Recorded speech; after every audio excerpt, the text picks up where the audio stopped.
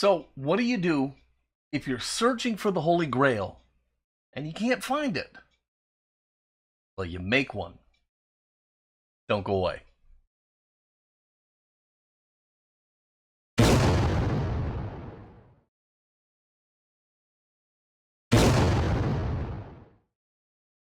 Hello, friends, and welcome to Fat Guy Productions. I am Paul, coming to you, as always, from beautiful Las Vegas, Nevada.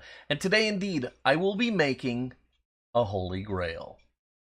In 1969, Mattel released the Beach Bomb, a casting based off of the 1968 model of the Volkswagen Type 2 van.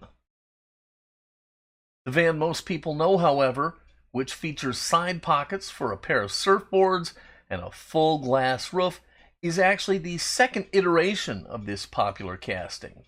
And while it's still desired and valuable, it is eclipsed by the original design. The first versions, considered pre-production, did not have the side pockets, and the surfboards were loaded through the rear window. This rear-loading Beach Bomb is very valuable, and it features a small glass sunroof rather than an all-glass top. Valuable? Yes. Holy Grail? No. Mattel made small numbers of castings, various types, in pink, presumably to appeal to girls, but they never gained the traction or popularity of the other Spectraflame colors, and in fact, there are now only two known surviving rear-loading pink Beach Bombs, and they can easily fetch around $175,000. Wow. Talk about a Holy Grail, right? Now, I personally don't own any Beach Bombs, let alone a pink rear-loading one. I know, it's sad, but true, right? Anyhow. So today, I'm going to make my own Beach Bomb. In fact, I will be making my own Holy Grail. Let's get to it.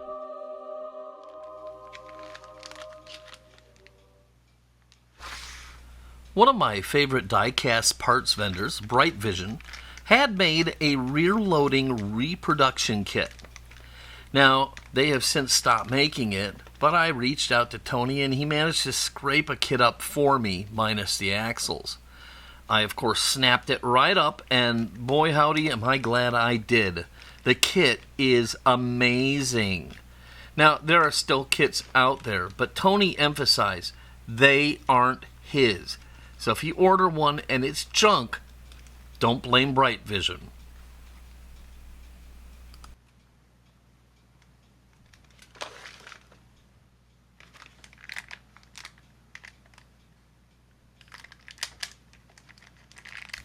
The kit comes with an amazingly perfect body. Honestly, I was stunned. No cheap pot metals. This thing is beautiful. It has a perfect base, wheels, glass, interior, and of course, surfboards.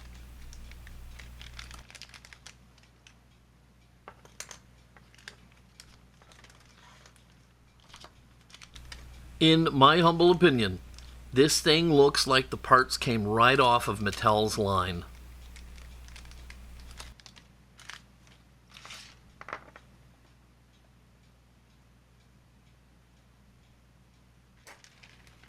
Now, I already have spare axles on hand, so it wasn't an issue, and there is nothing left for it but to build my Holy Grail Beach Bomb.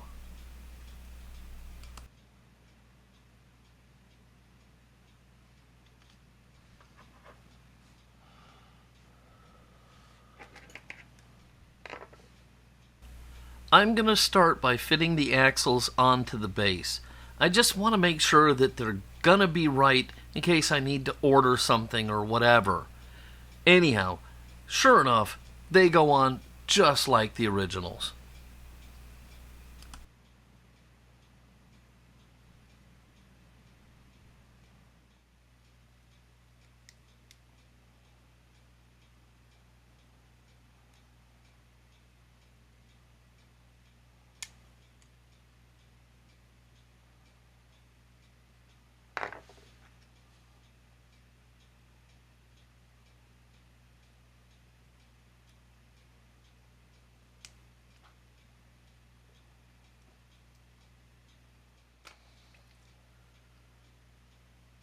Now I'm going to turn my attention to the body. Honestly, this thing is so bright and shiny, it is just stunning. I'm really not sure how I want to handle this, so I toy with the idea of fully polishing it and going through all of that, but I end up opting to just give it a light polish with some flits, clean it, and then head to paint. This ends up being a mistake.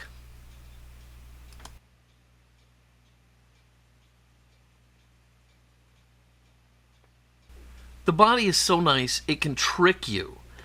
I hated the paint that I ended up putting on it because I didn't do enough prep work, honestly. So later I'm going to strip it and do what I should have done at first, which is fully sand and polish the casting before paint. But we'll get to that a bit later on.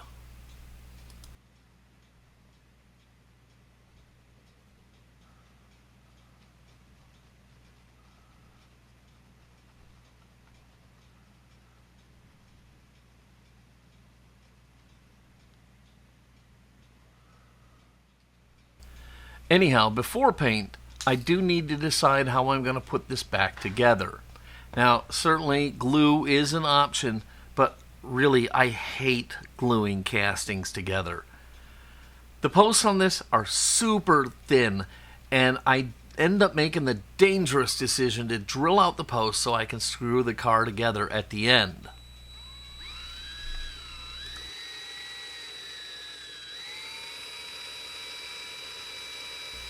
I'll start with my Vix bits to prep the end of the posts, and that way I get a nice centered dimple for drilling. Once done with that, I'll drill the posts out with a 1/16 drill bit, and then I'll tap it out for a 1/72 screw. The whole thing, honestly, was nerve-wracking, but I managed to pull it off.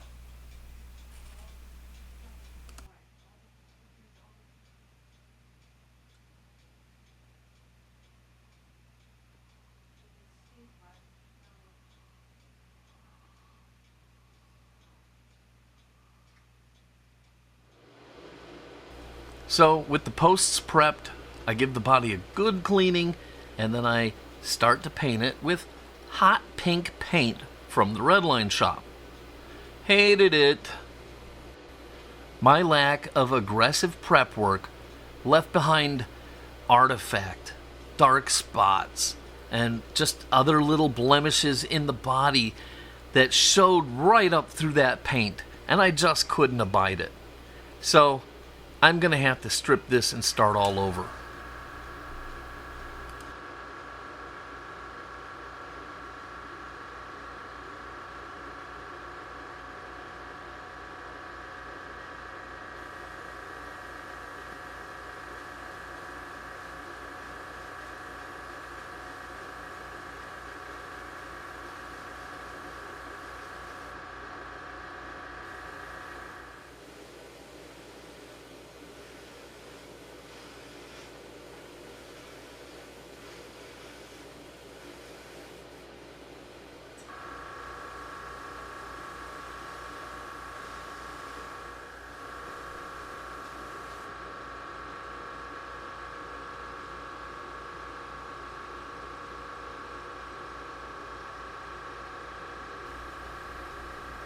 Anyhow, as much as I hate to have to do it, here I am at the warm liquid goo.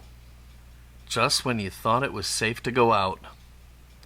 Oh well, into the goo she goes.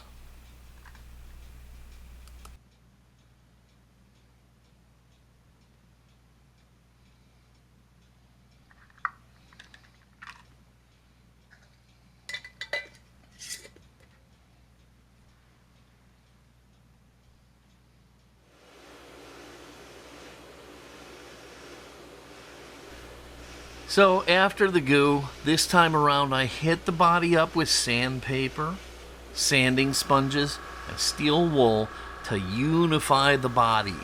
Then I fully polished the tar out of it with my rotary tool and flits. You know, sometimes a step backwards is just the thing we need to make a giant leap forward. So, frankly, I'm filled with hope as I move back to the paint booth.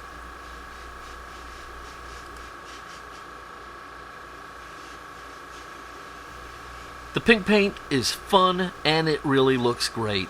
So after laying it down till I get the color depth I want, I then will let it dry completely and then seal it all up with urethane clear coat.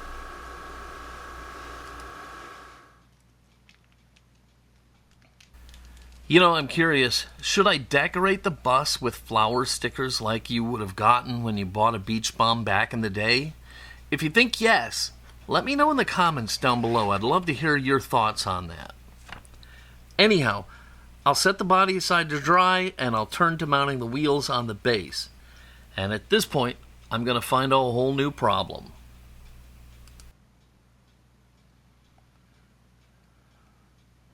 The reason the Beach Bomb was changed from this version to the wide version was because this skinny version was unstable.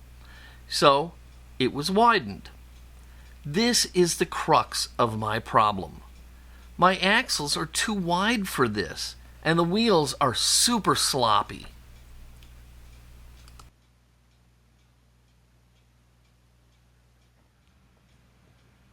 I cannot live with this. So, I need to attempt something I've never done before. You might have seen others like Jim Silva using fence pliers to crimp axle ends, and that's what I'm going to do here. I will cut off about half of the extra axle length, and then I'll crimp the ends down with my fence pliers.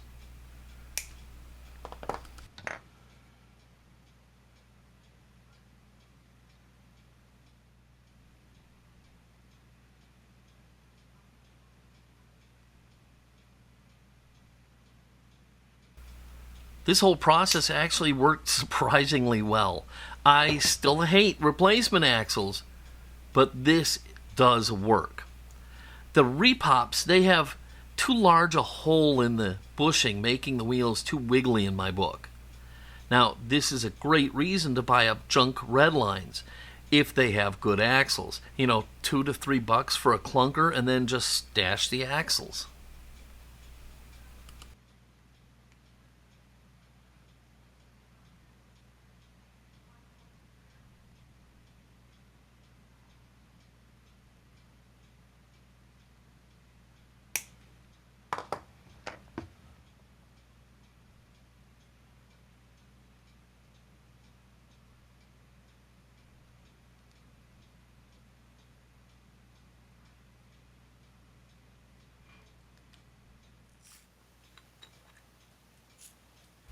So now it's just a simple thing to put the van together.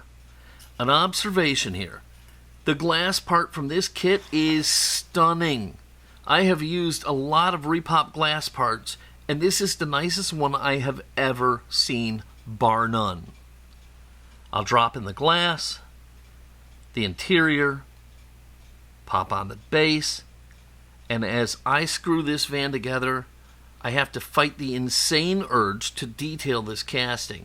But, you know, it's intended to be a reproduction of a car I will never own, and I want it to look legit.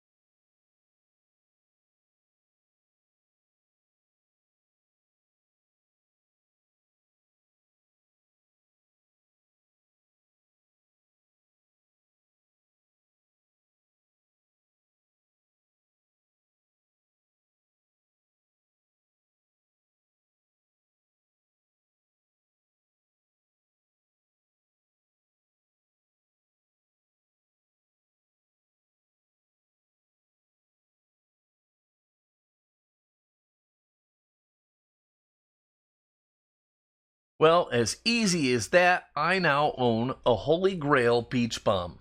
I love this thing, and frankly, it was super fun to do. I hope you all love the build, and will check out all the other videos for the 3 Blind Mice Vantastic Challenge. I would also be super grateful if you would give this video a like, click subscribe, and don't forget to click the notification bell as well. As always, if you have any questions or comments, please leave them down below. And I would love to hear your thoughts on whether or not I should put the flower stickers on this van.